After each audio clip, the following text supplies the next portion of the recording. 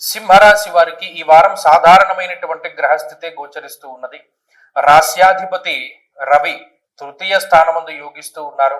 చతుర్థ స్థానమందు బుధుడు యోగిస్తూ ఉన్నారు. చంద్రుడు, ముఖ్యంగా చంద్రగ్రహం కూడా వారంలో ప్రారంభ సమయంలోనే యోగిస్తారు, ఒక రోజే లేదా 1.5-2 రోజుల పాటు.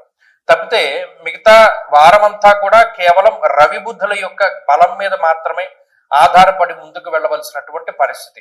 ఇక్కడ ప్రతికూలించే గ్రహాలు చూడండి, అష్టమ స్థాన స్థిత శనేశ్వరుడు, సప్తమ రాహువు, జన్మకేతువు, అర్ధాష్టమ స్థాన స్థిత కుజగ్రహము. ఇవి ప్రధానంగా పీడించేటువంటి అంశాలు. ఎప్పుడైతే ఈ గ్రహస్థితి ఉంటుందో కొంత ఆర్థిక పరమైనటువంటి విషయాలపైనే ప్రభావాన్ని చూపెడుతుంది. నానా కార్య విరోధస్యాత్ అన్నారు. ప్రతి కార్యక్రమంలోనూ అంటే ఏదైనా ఒకటి మొదలు పెడతారు, దానిలో విఘ్నం వస్తుంది. ఫలానా ఈ దేవాలయానికి మనం కంటిన్యూస్ గా వెళ్ళాలి, ఒక రోజు వెళ్తారు, తర్వాత రోజు వెళ్ళలేకపోతారు.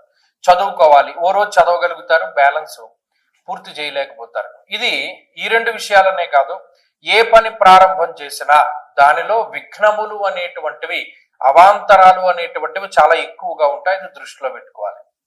అదే మాదిరిగా ఖర్చు, మీకు వచ్చేటువంటి ఆదాయానికి ఏమి ఇబ్బంది ఉండదు, ఆర్థిక సమస్యలు ఏమి ఉండవు. కానీ ప్రాపర్ యూటిలైజేషన్ అంటే సరి అయినటువంటి విధానంలో దాన్ని ఖర్చు చేసేటువంటి పరిస్థితులు ఉండవు. అనవసరమైనటువంటి ఖర్చులు ఎక్కువగా ఉంటాయి. విపరీతమైనటువంటి ధన వ్యయం చేయవలసి వస్తుంది. ఈ విషయాల్లో అంటే పలానా ఏదైనా మనం ముఖ్యమైన కొనుక్కుందామని దాచిపెట్టుకున్న దానికి కాకుండా మిగతా వాటికి ఏదో లగ్జరీకో, ఎలక్ట్రానిక్ వస్తువులకో, ఏదైనా అప్పటికప్పుడు మనకి సంతోషాన్ని ఇచ్చేటువంటి వాటిపై ఖర్చు పెడుతూ ఉండడానికి కూడా మనం గమనించవచ్చు. అది ఈ గ్రహస్థితి వల్లే అవుతుంది.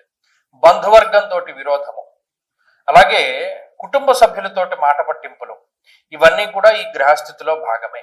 అయినప్పటికీ తృతీయమందు రవి ఆరోగ్యాన్ని ప్రసాదించేటువంటి గ్రహం.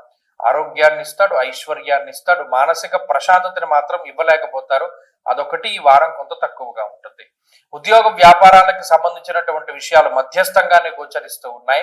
వాటిలో అంత ఇబ్బంది ఉండదు, అలానే అంత రేణింపు ఉండదు. మధ్యస్థమైనటువంటి ఫలితాలు. స్థాన చలనానికి మాత్రం అవకాశం ఉంటూనే ఉంటుంది. ప్రయత్నపూర్వకంగా మారవలసి వచ్చినప్పుడు మారితే మంచిది.